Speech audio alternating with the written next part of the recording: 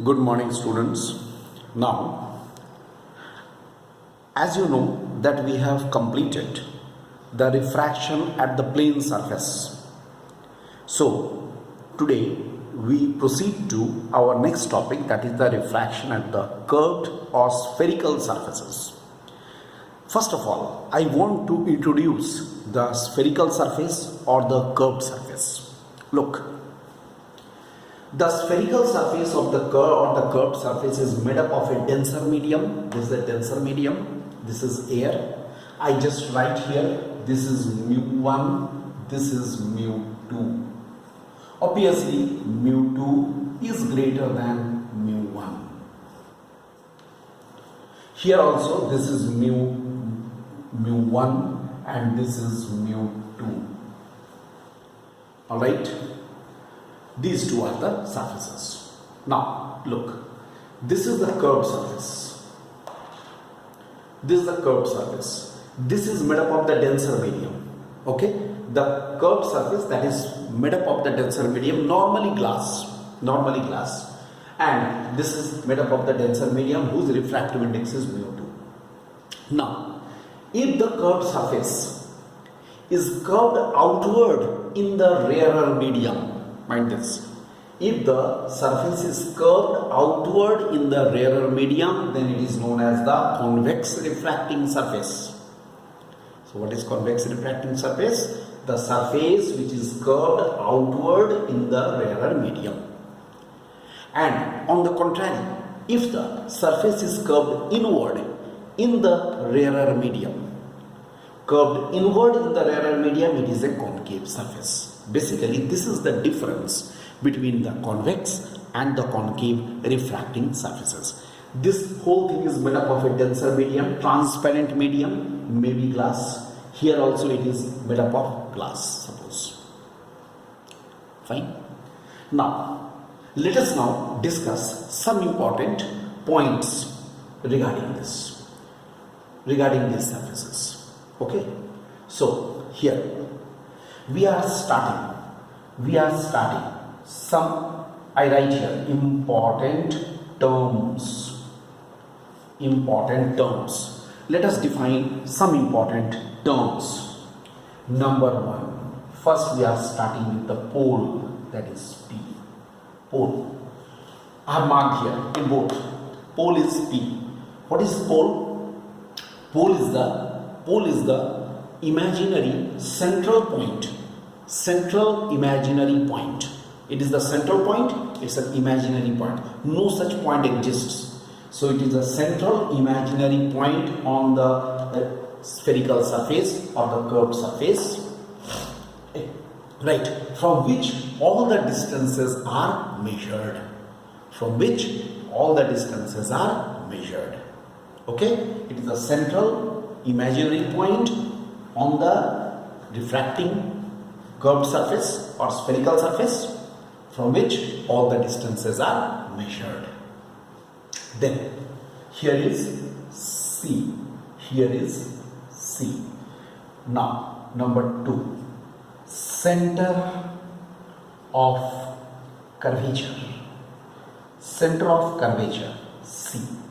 Now, before I discuss the center of curvature, I just tell you here, as its name is spherical surface or curved surface. Spherical surface means these surfaces are the part, they have been cut out from the part of a sphere. They have been taken from the part of a sphere. Alright? So this is a part of a sphere. So what is C? C is center of curvature. It is the center of the sphere of which the spherical surface is a part. It is the center of the sphere.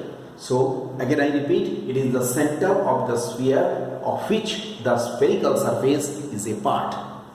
Center of the sphere of which the spherical surface is a part. Now, number 3, that is radius of curvature. Let us say radius of curvature. In the figure it is PC.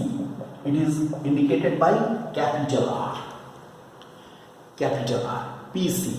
Okay. What is PC? Here PC is the the radius of curvature. It is the distance between the pole and the center of curvature. It is the distance between the pole and the center of curvature. So distance between the pole and the center of curvature is called the radius of curvature. Then number 4, this is principal axis. Principal axis. What is principal axis? It is the imaginary line. It is the imaginary line passing through the pole and the center of curvature. Imaginary line passing through the pole and the center of curvature. That is called the principal axis. And number 5, that is the aperture. Aperture. Aperture. What is the aperture? It is the distance. Actually, it is the distance between two diametrically opposite points of a spherical surface. It is the distance between two diametrically opposite points of a spherical surface. That is, suppose I take this distance or I take this distance. Right? These are called aperture. Actually, these are called linear aperture. So, aperture is the distance between two diametrically opposite points of a spherical surface. This is called aperture. I hope if we know about these points, it is sufficient. These are the important terms in the spherical surface. Now, for dealing with the spherical surface, for the mathematical portion of the spherical surface, we have to discuss some important sign conventions. Sign conventions. Let us now discuss the sign conventions. What are the important sign conventions? Let us see that. Number 1, first point. You can write, if the measurement is made in the direction of the incident ray, if the measurements are made in the direction of the incident ray, the measurement is positive. If the measurements are made in the direction of incident ray, then it is positive, and in the opposite direction to the incident ray, it is negative. If the measurement is made in the direction of the incident ray, it is positive, and in the opposite direction to the incident ray, it is negative. Alright? So, we shall see if the measurement is made in the direction of the incident ray. So, mind this, incident ray direction is the standard. On the basis of that, we shall consider positive or negative signs. Second point. All the distances must be measured from the pole. Now, we have said measurements. Measurements कहाँ से measured होगा? All the distances should be measured from the pole. All the distances should be measured from the pole. And number 3, third point. Measurements made upward from the principal axis are positive and downward from the principal axis are negative. Measurements made upward from the principal axis are positive and downward from the principal axis are negative. That means if I take the measurement, suppose object is like this. This is the object, suppose. Its height will be positive. But suppose the image is here as here. It is inverted, then it is negative. Upward direction positive, downward negative. These are the sign conventions. Whenever we shall deal with the refraction through these spherical surfaces, obviously the sign conventions should be considered. So I hope these are some important points here.